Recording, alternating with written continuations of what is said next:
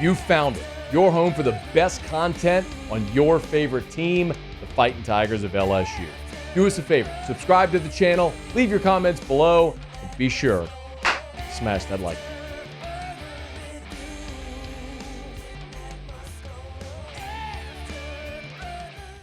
I got a little bit of anxiety about Sunday night with LSU and USC when it comes to special teams. Damian Ramos was good 2 years ago. He was better last year, just on field goal percentage. Remember, you lost Nathan Dybert last year against Texas A&M with the torn ACL and his right. He's a left-footed kicker, but he tore his ACL on his right leg, trying to make a tackle against Texas A&M. We did see him out there in fall camp. Didn't see him kick a bunch. So don't know his availability. We'll see. If not, Ramos will kick off. I feel good about Xavier Thomas returning kicks and punts. He's done it, and he's done it at a high level. What I don't feel good at all about is punter. And we shouldn't. I want to remind you, go in the Wayback Machine with me, crank that thing up to 88 miles an hour, flux capacitor, fluxing, and all that stuff. Go back to the spring game. This is what Brian Kelly said about Peyton Todd after the spring game. Not as consistent as I would like. I thought today was an opportunity for him to just say, there is no competition here. And he's got to be more consistent, quite frankly. He's long. He's got all the tools. He's a classic case of today, right? You know, you got 14 practices. You look great.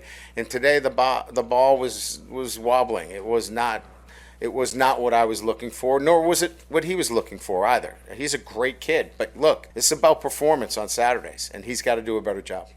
Brian Kelly was blunt after the spring game, and his actions matched his words.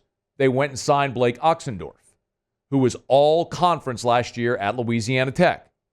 So, after being at Central Michigan, came down to Louisiana Tech last year, first team all WAC, averaged 46 yards a punt, whatever it was, 46 yards a punt, and bring him in to compete with Peyton Todd. And that was very uneven. And Brian Kelly was asked on August the 14th, that was 13 days ago, about his punters. Here's what he said. I think we've got two guys that I think complement each other, and I think they both can help us. We just need to find out in what realm. They're both extremely talented. They both have big legs. I think the one that stands out to me right now is we need to get consistency, because we'll see a couple of incredibly big kicks, and then we'll see one that is certainly not effective enough. So we'll let those guys continue to challenge each other. But I think it's going to sort itself out. If we got to play them both, we'll play them both. Brian Kelly's been very candid. Peyton Todd wasn't good enough. He got a new punter. 2 weeks ago, it hadn't been good enough. It hadn't been consistent enough. We got to play them both. We'll play them both. So Brian Kelly was asked on Monday, where are you at punter? Here's what he said. I think from a tactical standpoint, limiting, his ability to field the football. We certainly want to stress their returns by not kicking it straight down the middle of the field. So, I think we've got two talented kickers. I think they both have the ability to impact the game. I think from our standpoint, I think we have some things that we can do that will allow both of them to impact the game. I will be so interested to see what they do, because the way that question was phrased was through the lens of USC return man Zachariah Branch and how you prevent Branch from making an impact play.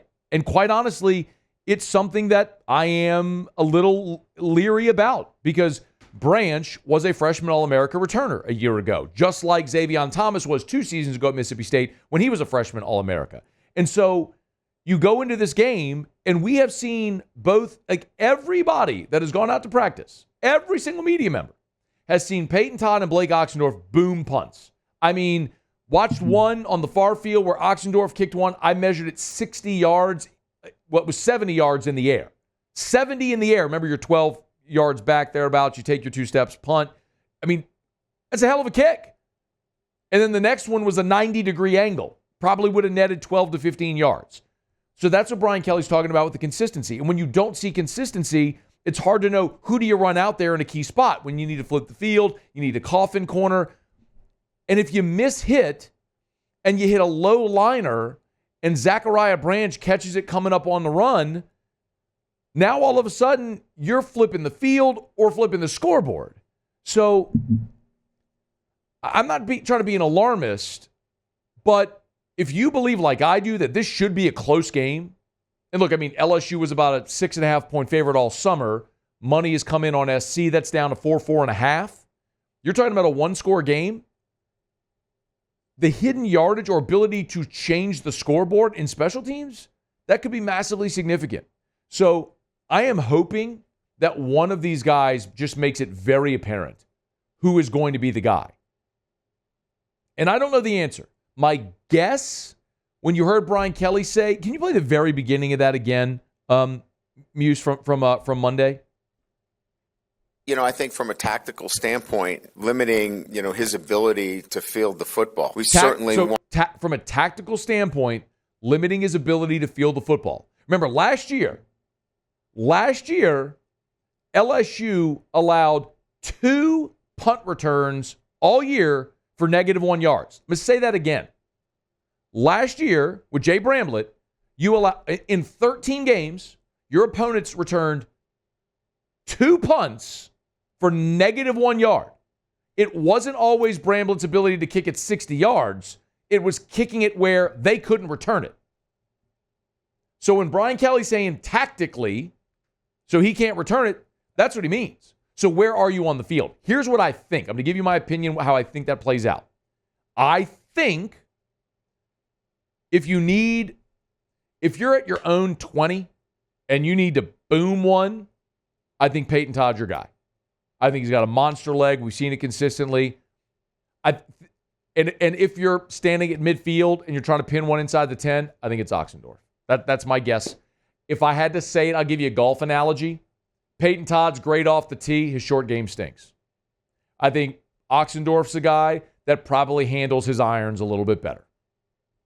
He can boom it off the tee as well, but I think he handles his irons a little better. I think that's probably how I would look at it with these two guys. So they may use them both depending on situationally, as Brian Kelly said, tactically. But that's one. Y'all, I'm telling you, on Sunday, when LSU's going to line up to punt, don't go run to the bathroom and take a leak and grab a beer. Sit in your seat. Because it's pretty evident that that's one spot where they were really good a year ago. I mean, really good a year ago when they were punting the football. Now the punt returns, kick return, no. But when LSU was punting the ball the last 2 years of Bramlett, they've been really good. It's a big question going to the game Sunday night, going into this year. We'll see how it all plays out. Hey, thanks so much for watching. Please leave your comments. I love to interact. And be sure to hit the red subscribe button below.